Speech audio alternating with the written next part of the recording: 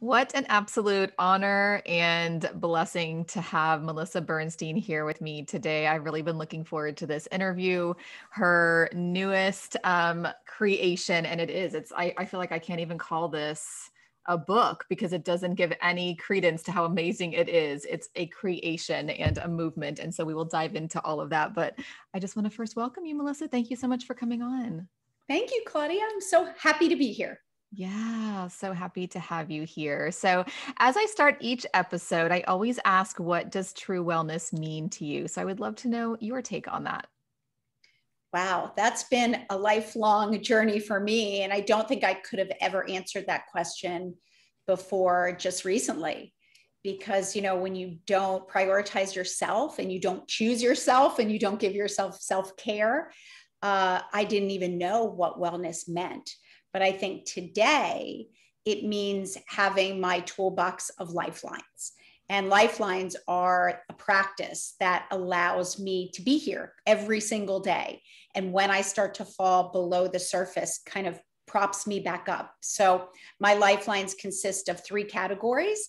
The first is self-care, which is like really important and something I never engaged in. The second are my tools and sort of the skills I've had to develop to prop myself up. And then the third, and probably most important, are my passions and my play, which really keep me in my heart. And I have to engage in deliberately every day to make sure I stay out of my head and in my heart. I love that. I love those three pillars, and they're so important to really dive deeper into, which we'll do through this episode. Now, instead of just asking you, give me your timeline. I want to start off by, and I've taken lots of notes on this amazing creation. And again, I'm going to hesitate to even call it a book because I want people to know that it is a creation. So I really want to dive a little bit into your background into getting into the toy world, but I want to do so by reading some of your amazing words. And that is, you say, toy concepts seemed to flow out of me as naturally as breathing. And then you later shared a lifeline reading that says, I must channel pain to product or I'll suffocate in woe, for the grief is all but killing me with nowhere else to go. And so I would love just to start with that and move into an expansion of why it was a reality that had to happen. Like the toy making had to happen. So talk us through that a little bit. Sure. So creativity in general was somewhat innate in me from probably the moment I could form thoughts and words, because what was going on in my head was so despairing. I think, I was born with this deep existential despair, which made me question the meaning of life at every moment and wonder why I was here and why everyone else seemed so happy when life was so imminently going to end in mortality. So the creations, the creativity was my way of making order from the chaos and forming and channeling that deep darkness into something I could hold in my hands, because then it started to give that despair meaning. So it really didn't matter what it was. And it's evolved into any form you can imagine. I mean, I started by writing music. I wrote these verses that rhymed, that probably were my most innate form of creativity. But then it channeled into toys, which was amazing, because I think toys was the very first time I realized I had a choice. Until we started making toys, I felt a victim of the creativity because it was so dark and despairing that I was almost like, just, run through me and create this really dark stuff that I can't share with anyone, is going to stay in darkness and never see light. And then it never gave my life meaning. And I still kept asking the questions, why? But when we started making toys, it was incredible, because I realized that very same darkness that spawned all those dark verses and songs could actually channel into radiant light through making toys for children. And that was a profound sense of agency that I had never felt before, that I could choose to channel darkness into darkness or darkness into light. Hmm. I love that. And I know you talk about existential depression, and I almost want to like pick those two words apart, because for people who don't necessarily know this part of your journey yet, like maybe this is the first they're hearing of it, or maybe they've caught glimpses of it, somebody on the outside might think, we're talking to somebody who has made a really great, successful living on very tangible products, right? And so how do I now think of this person as somebody who thought about or labeled herself as having existential depression? So existential being like not very tangible, and then depression, how can somebody with all of this feel depressed? And so I would love for you to kind of bring us into this part of your journey and what existential depression means or meant when you first realized the word, and how it fits so well with what you were feeling, and what that means now. Oh, that's an incredible question and so deep. Yeah, my form of despair did not have a trigger other than my being born. The trigger was being born, because I was born with it. And I knew it from the moment I was born. And even my mother said, for the first year of my life, I screamed 24/7. She could not console me. And the screams were not like your normal colicky screams. They were screams of pain. And I think I was asking that question, like, why am I even here, from the very beginning? And, when you are asking these deep questions, and of course, no one is giving you answers. And in fact, everyone else seems to be so carefree that, they're not unsettled with the same malaise. You feel utterly not at home in the world or in yourself. So I think that sense of despair riddled me. But interestingly, it's not a pathological condition. It's not like other depression that has a trigger. It is I call it an intellectual, philosophical, and spiritual crisis, actually. It was a crisis like of my soul, because I was stuck in my head and I couldn't figure out the way to my soul to find my meaning. So I was in utter like pain, so dire that, I didn't want to be here, because I couldn't figure out what I was meant to do while I was here. Mm. That's really so deep. And I think what strikes me is that you even talk about in the book this, and you just mentioned it, this started happening, these existential questions, even though maybe you didn't use the term existential, happened pretty early on. I mean, I am now, after having large events like my father dying, I started to ask those questions, but I mean, that was into my 40s. So I think it's so fascinating that you had this curiosity, this spiritual curiosity, whether you had the language for it or not, at a really young age. I wrote a verse at like 5 or 6, and it was, I'll succumb to utter madness and most surely go insane if I cannot numb life's sadness or make meaning from its pain. Wow. And that was really like, and I wrote many, many verses about the futility of living if I couldn't find my why. Wow.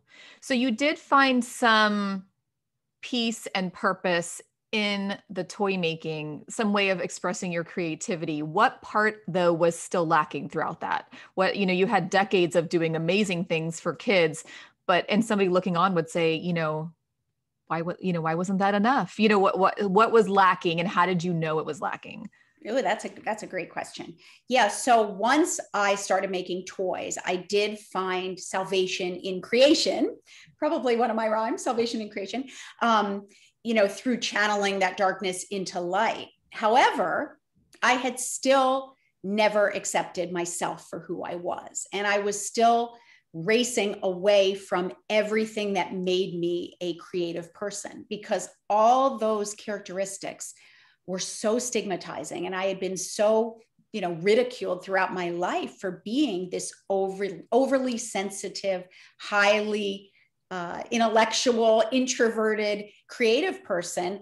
And I basically hid it all from myself and the world and adopted a facade of perfection and being like, not so intellectual and not curious, because I knew I would be rejected if I came out as who I truly was. So I was still so disassociated from my soul. I knew that I had this channel, and that felt really comforting, but I still knew that until I accepted myself and everything that went into creating anything I created, I would never rest in peace or be fulfilled. Mm. I think this is such an important message for anybody who feels like, well, everybody says, I'm super successful. Maybe I should just, be okay with it and accept that this is amazing to everybody else. It should be amazing to me. But there was still this fire within that you knew that there was more. And so I think this is such an important message to so many. And can I say one thing? I'm Yes. getting so many letters from people, thank goodness, who feel the same way. And everyone says, I'm showing a different face to the world than what is going on inside. Everyone, thousands and thousands of people. And I think even if we're not as afflicted as I think so many of us feel like we can't show who we are to the world. And that is absolutely tragic. So one of my reasons in coming out is to say, you can think someone is a certain way by, superficial appearances. It's never how they truly are. Mm-hmm. Yeah, such an important message and movement. That's why I kind of call this a creation of movement, because it's so much more than any other word can express. Let's talk a little bit about your connection to others, because I'm thinking as you're going through this sort of, transitional phase of, okay, I knew something else needed to happen. I know there's another purpose to my life, and how do I make, that transition and start to connect with the world? And, although toy making did connect you, you didn't know those people, you didn't get to talk to them, you saw reviews, but it was a different kind of a connection, not necessarily the social connection that we often need, which is why I think this movement is so important. But in the book, you talk about how lonely it was to not be able to connect with others, and your words are, despite my efforts to travel deeper and disclose my truth, I was unable to find a comrade willing to journey with me. I had received the message enough times to know others weren't able to meet me in my pain, wanting to see me as utterly impervious. I would love for you to just kind of expand on that concept of connection and disconnection. Yeah, I think when we cannot form relationships as our authentic self, we experience a sense of isolation that is almost unbearable. And, the few times that I tried to show people that I was struggling, I was extremely lonely and feeling like no one would ever accept me, they rejected me.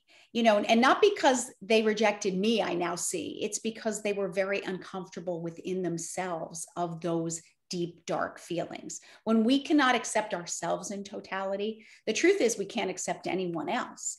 So I now see that. But of course, at the time when you're in a small little way trying to say to someone, see me, please see me in my despair, and just show me that you're with me. Like, you don't know what to do necessarily, but you're here with me and I'm not alone. Like, that goes such a long way. But unfortunately, even those who did see me wanted me to get better. And I think, I wrote a verse, they could never just accept me as the one I truly was, always hoping I'd get better, though depression never does. And, that is like how I felt my whole life. Like, are you better today? Is it better? Are you going to, and it was like this sense that I wasn't okay being despairing, because that was who I was. So when people said, are you better? It, of course, the idea is like, you're not okay as you are, so you need to get better, which of course is rejecting exactly who I was. So many of us feel unseen, unheard, and unable to truly show who we are.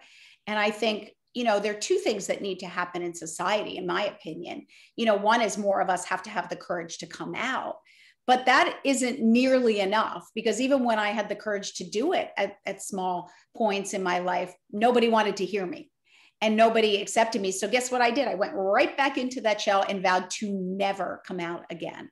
And I think those in society, because mental health is at such a crisis point now, we have to know how to respond to someone who says, I'm really questioning whether I want to be here anymore. And what you say to someone who says that to you. Because unless we learn how to really embrace people in their pain and show them they're not alone, we will have epidemic levels of really dire things happening. Such an important conversation because, as you said, are you better? The question is always, how are you doing today? Are you good? Are you better than you Mm-hmm. were yesterday? And what does that even mean? It's this society's definition. What would you say throughout the years of you not necessarily having the openness or camaraderie to discuss this, but maybe some of the few people in your life, the few close people in your life, maybe your husband, other family members, close friends, what were some of the things that were helpful in the way that they said or did or acted or supported you? And some of the things, not necessarily having to name anybody, but some of the things that looking back, people not necessarily knowingly, but maybe said in a way or did in a way that was unintentionally harmful or hurtful, and we don't necessarily know how to navigate. We're not really great Yes. navigators of mental health because it has continues to be so taboo, which is why I love this movement of openness. But what were some of the the differences and the ways people helped you and maybe unintentionally hurt or harmed your journey? Sure. I'll start with the harm because a lot of it is the words people used even to describe me. And I'm going to talk about this actually today. I was telling you before, I had this epiphany last night because I remembered that people always called me high strung. And I was thinking about it because I always played guitar and I played a lot of stringed instruments. And that high strung means your tuning knob, which I always said is really high.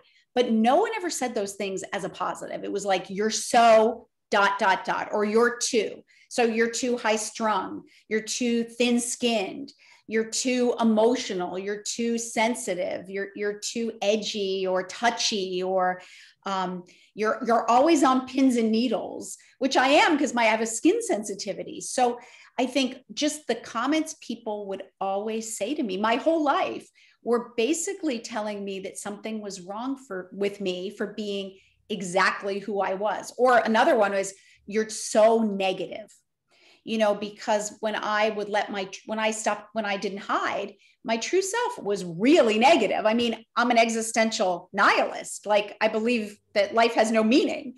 So yeah, that's about as negative as you get. But anytime I would be negative and kind of let my guard down, people would be like, gosh, you're so negative. And I wanted to say, like, yes, I am negative. Like, I'm trying to find the meaning to life and my why. And until I find that, I'm really in a really deep, dark place. So I wrote a list of like 50 words that people called me that really were stigmatizing and saying, basically, being this overly sensitive, hyper aroused person is not a good thing. So I would say our words can really hurt people. Just like when a university professor called my verses sophomoric, that word maybe was the most hurtful word of my life because it meant that my words were foolish and inane and stupid. So I think, thinking about the words we use to describe people, we really have to go a long way. And then when there were those who helped me, I think all we ever want to do is be seen and explain what's going on with us. So I think very few people ever said to me sort of, how are you feeling? Tell me exactly what it's like to be you, Melissa.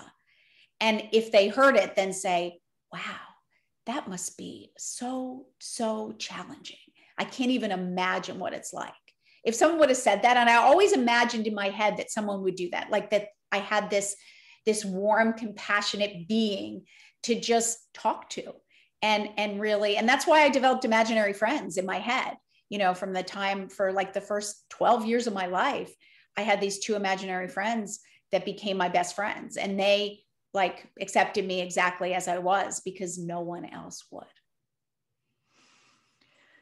Really interesting. And it's interesting as you talk through that, I think of how I'm now to the point I think you were maybe when you were 5, which is, starting a couple of years ago, this existential questioning and curiosity and, all, like I said, stimulated just by death in my family. And, I think it's interesting that it's tied in our society to being negative, but it's because we as a society don't know how to talk about existential questions and spirituality. And so, to start talking about our mortality is negative, but it's just Exactly. truth.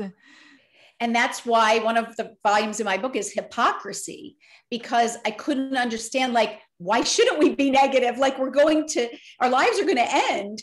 And what are we supposed to do while we're here to make meaning in that very short time? And I couldn't understand how people could be so carefree and seemingly uncaring of their fate when it was staring them in the eye. So yes, I was left like even more confused about what was going on. And I think those of us who are really afflicted with existential questions, we always use the word absurd, because it truly seems that it is absurd. It's like, we know the truth. Mm-hmm. The reality is so overpowering that it's like knocking us down every moment. And yet everyone else seems to be oblivious of the truth. And some of the great philosophers talked about it as living an inauthentic life in denial and an authentic life with the realism of what will ensue.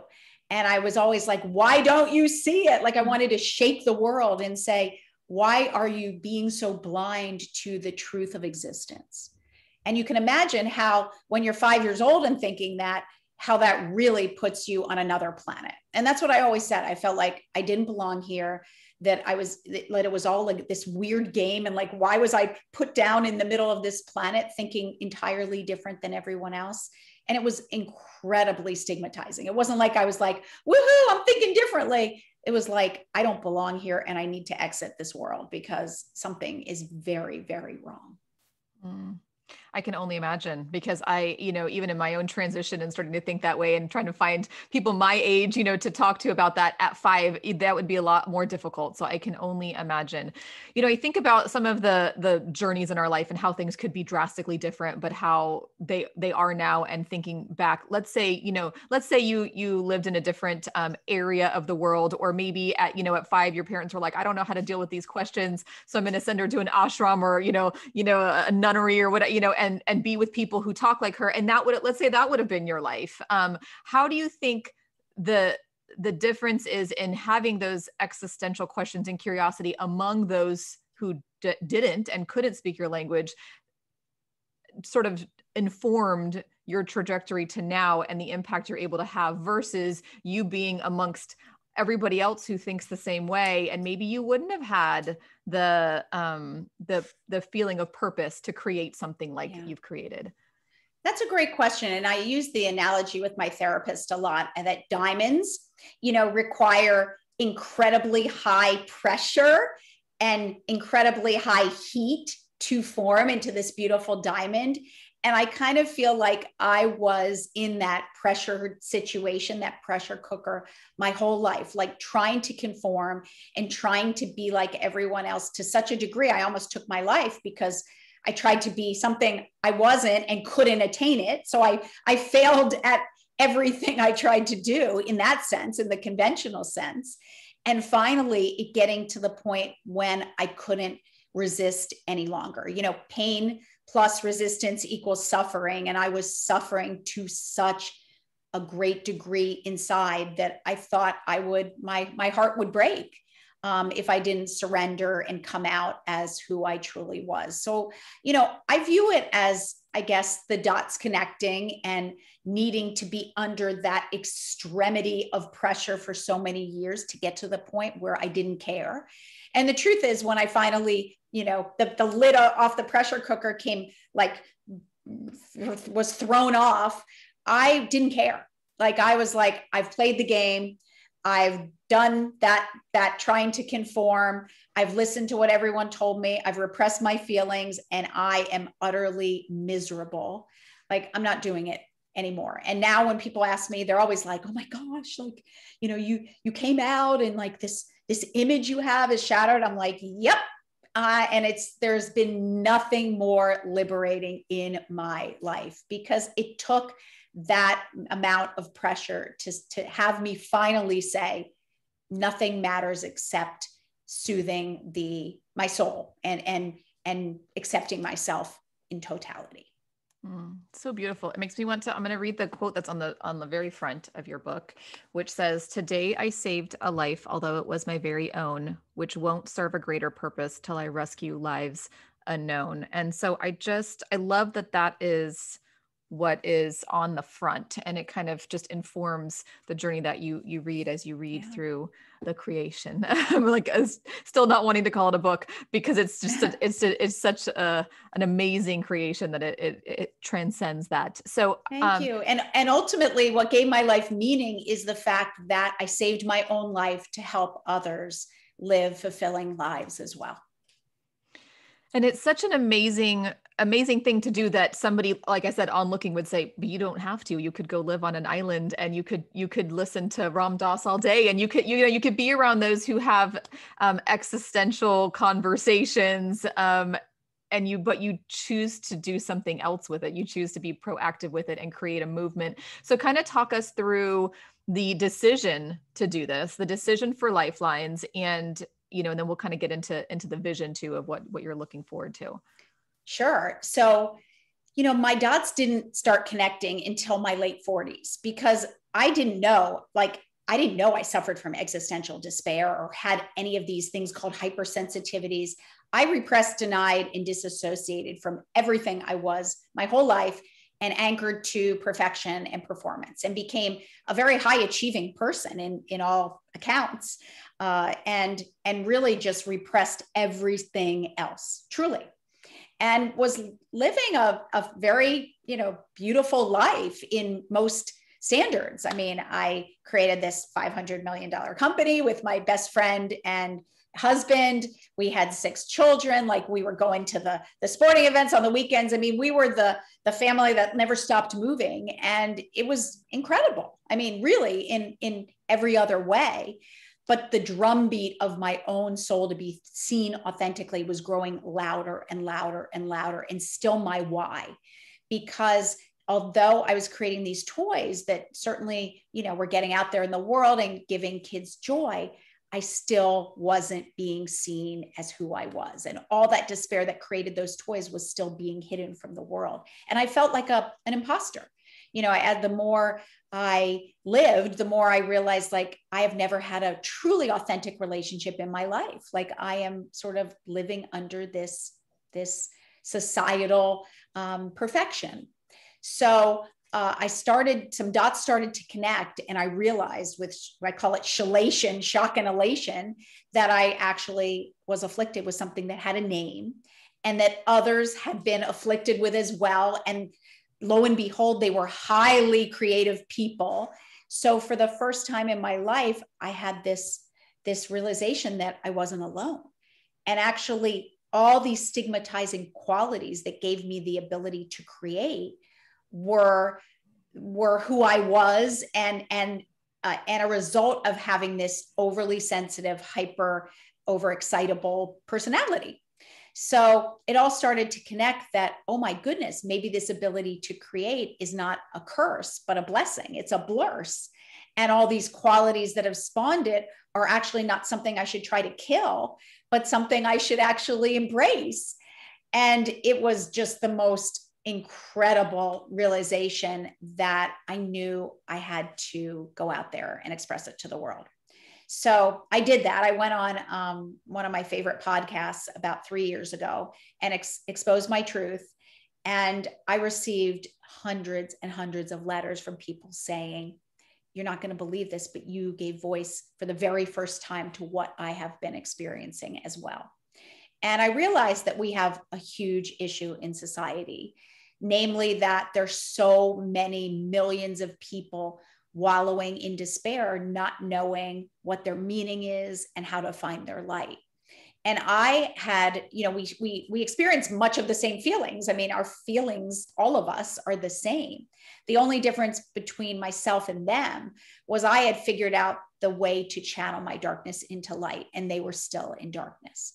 So I knew that I wanted to spend the rest of my life helping people turn their darkness into light and making them feel that actually they're not alone at all. So lifelines.com, our ecosystem, Doug and I wanted to give back because we've had 32 years of just being so fortunate with Melissa and Doug. So we wanted to create a free ecosystem based on 3 core tenets.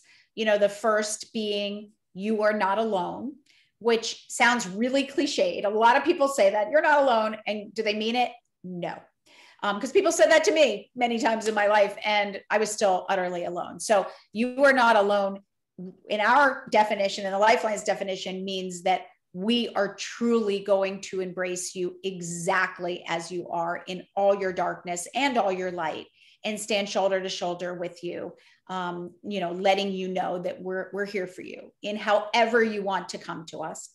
The second, which I mentioned, core tenet, is that we all have the capacity within to channel our darkness into light. Many of us don't think that, because our beautiful seeds of self-expression have been dampened for so many years by society or by trauma or by tragedy. But the truth is, if you can sort of get rid of those layers and let those sparks of innate self-expression rise, you will find your meaning and your purpose in that. And then the third, which became really important to me, is until we stop racing outside ourselves for the answer, because we're all looking outside for that quick fix, for someone who will save us and fix us, until we realize it's not coming from outside, and we need to stop racing and make that journey inward to accept ourselves in totality, we will never rest in peace or find fulfillment. So beautiful. So it really all started from the sort of coming out with your truth and story on the podcast, and seeing and receiving all of the feedback and realizing there's a platform here for me to make a big difference. And there's people who are resonating with this message, and I need to do more. And Lifelines is largely, at least this creation part of it, is largely a lot of poetry that you have written over the years that you've kept, correct?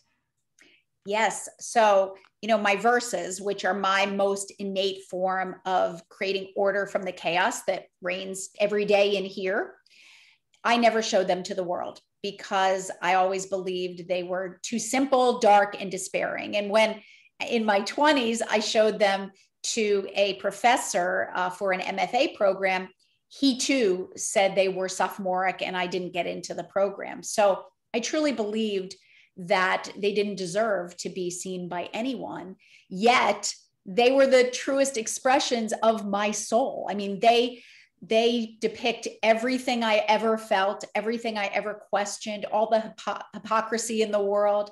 And I felt like, unless I could allow those to be seen by others and perhaps touch them in some way, I would never be able to be at peace.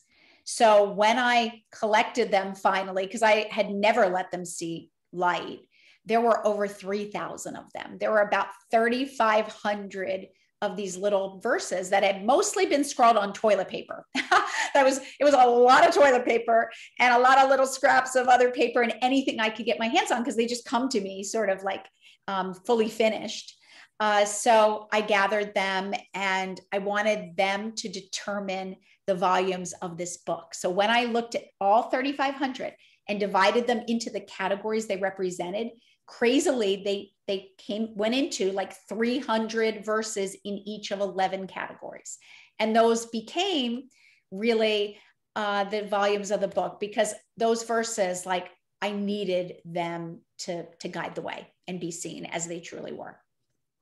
They're just so amazingly beautiful. And I've bought a lot of Melissa and Doug toys because they're amazing. And, but I just love that now we're getting to know you in such a beautifully written and creative way. Like it's just beautiful. All I can tell the listeners is get the, although I have to call it a book, get the Lifelines creation, because it really is beautiful. And as we talk about your vision for Lifelines, I want to read a few near the back of these, of your amazing words. You say, I now realized my mission extended well beyond the creation of toys, which had enabled me to channel inner pain, but brought no sense of personal connection with the product's recipients. At long last, I felt the dots of my life uniting in an even more fulfilling manner, with every life experience leading in the direction of helping others extricate light from darkness. I had learned firsthand that darkness didn't have to emanate from darkness, and we all had capacity to turn pain into promise. I could use my life experience and encourage others locked in their heads to find a lifeline and purpose through creating, giving to, or helping others from the wellspring in their hearts. And I want to read one more section and then kind of talk about your vision. You say, my final epiphany was that I would never find fulfillment until the voice most authentically flowing out of me was embraced by others. Although I was now over a half century in age, I had still never forged a genuine relationship in my honest voice. And if my truth and life experience could finally revel in light and touch others, it would inextricably link my soul to humanity far beyond mortal form, granting an eternal sense of oneness and profound inner peace.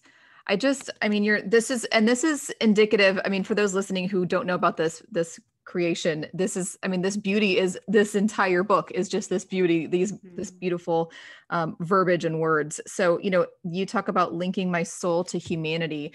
I don't know that there's anything else to say in the shortest amount of words of what you're doing, but I would love to know, sort of your vision. So, you start with this sort of fire after hearing the feedback after that podcast. And then, we talked a little bit before about the existential just reality of mortality. And I think it is, I'm at that point in my life too, where it's like, what kind of impact am I having, knowing I will leave this, we are all leaving this earth. What impact can I leave? What's sort of your vision and for the impact short-term and long-term? That's an amazing, amazing question.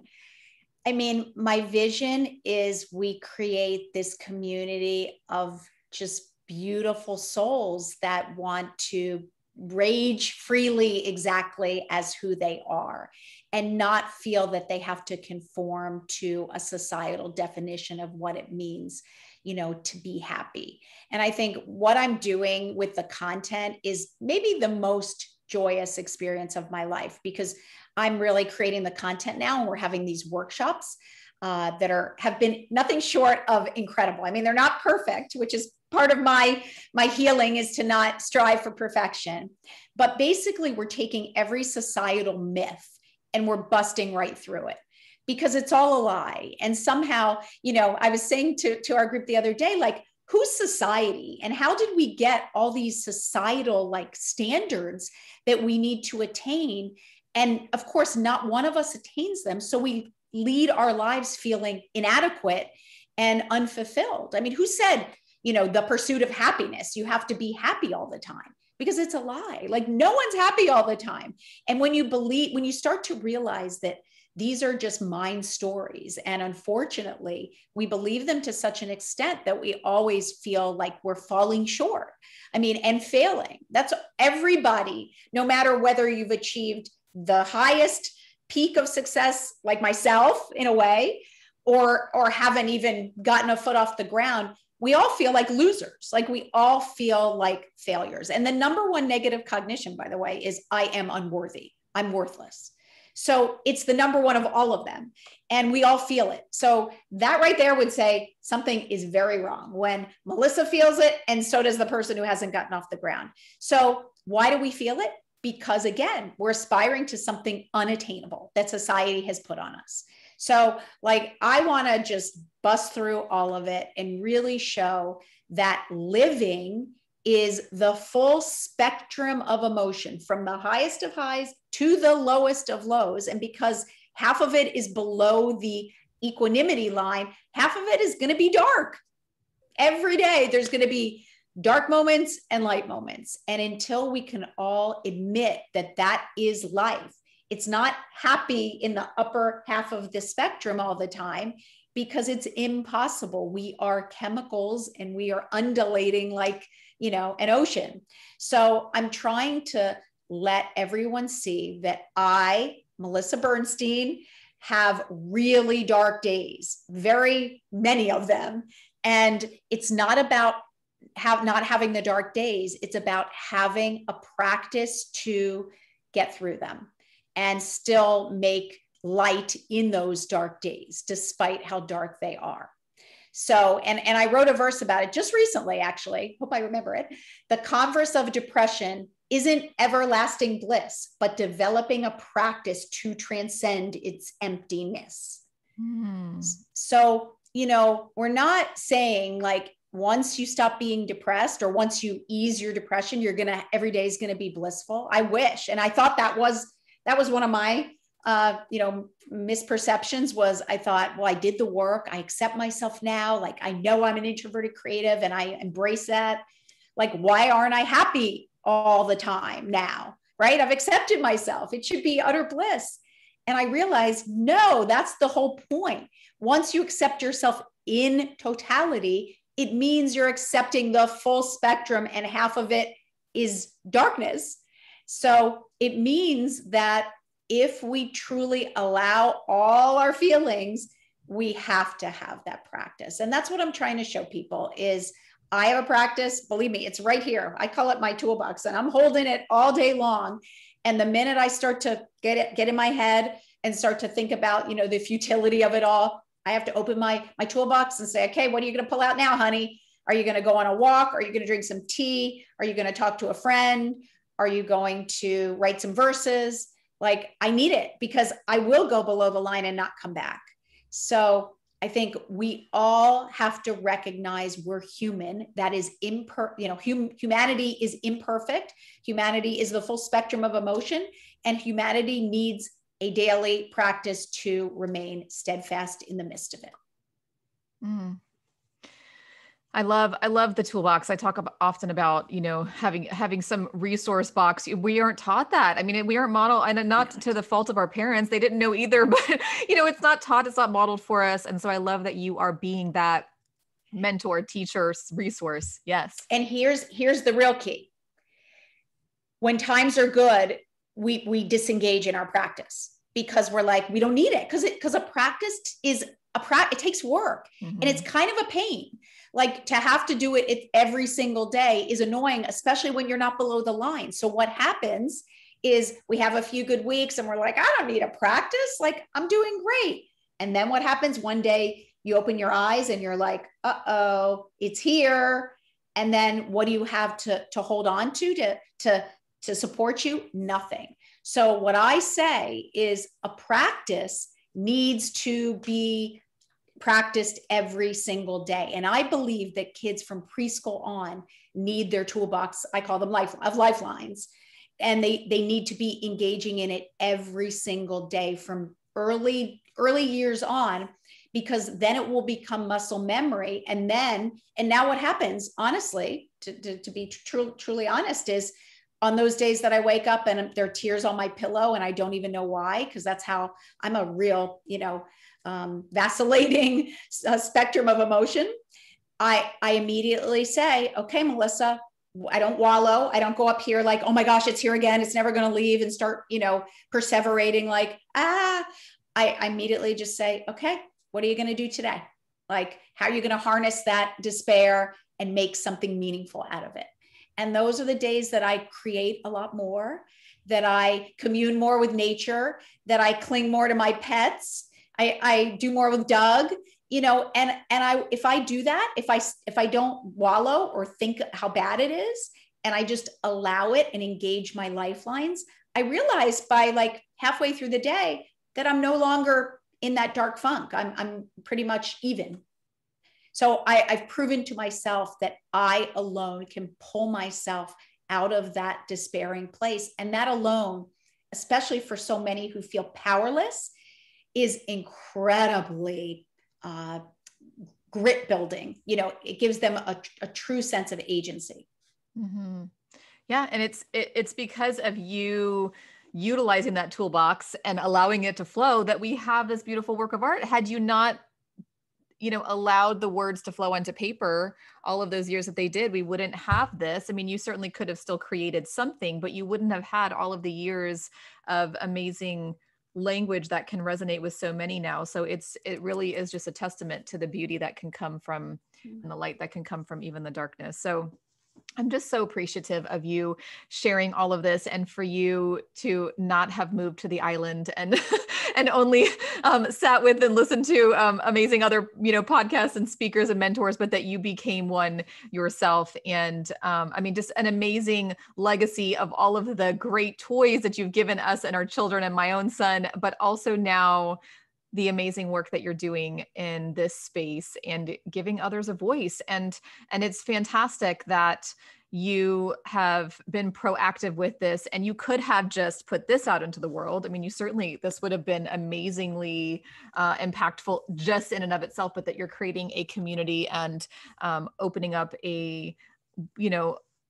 helping us start to disconnect, because I talk a lot about disconnecting dots. We have so many connections that have been made for us through society. And I really feel like part of this is helping us disconnect those dots, disconnect that success equals eternal and always having bliss, eternal happiness, and that we can reframe and put different language to it and be a little bit more realistic with who we are as humans. So thank you so much for all of that and for this lovely conversation. Oh, you're welcome, Claudia. And just so your listeners know, like, it's entirely free. So please join us, listen to one of our workshops, contribute. We do a lot of sharing, and we can really start to not feel so alone, and that really we're all exactly the same. And everything is at lifelines.com. Is there any other place they should be going? Nope, not at all. Lifelines.com. They'll get everything they need. Wonderful. Thank you so much, Melissa. You're welcome, Claudia. Thanks so much for having me.